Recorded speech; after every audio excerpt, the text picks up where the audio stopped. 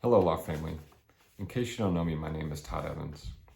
This week's passage for Gentle and Lowly comes from Exodus 34.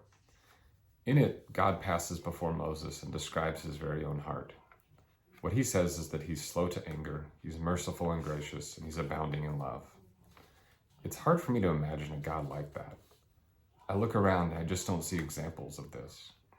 I think the closest thing I can picture is my dog, which ironically is God spelled backwards. But in all seriousness, it's hard to imagine someone that has to be provoked to anger and whose natural bent is towards love. I don't think anything highlights this stark difference between our heart and God's heart more than the political and social differences and disagreements that we've seen for the last 6 or 7 years.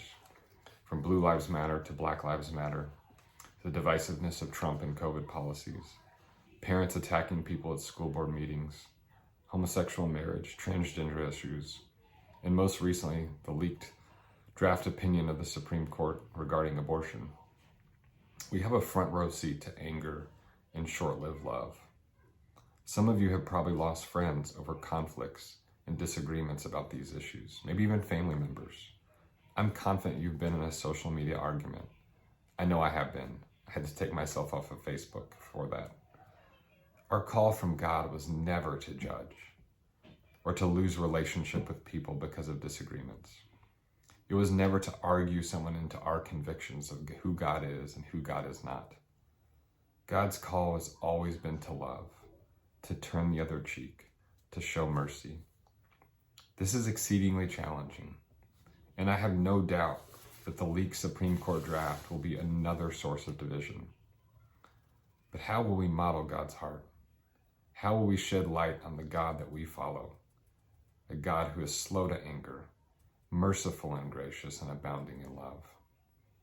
I am confident that I have a lot of things wrong about who God is. But I hang my hat on this.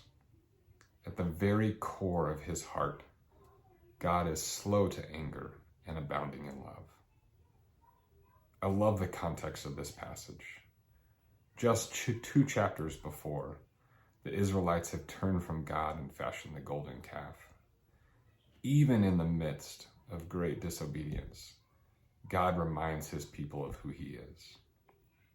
May we be changed by God's heart and show the same amount of compassion and mercy that God shows to us, to others, even in the midst of disagreement.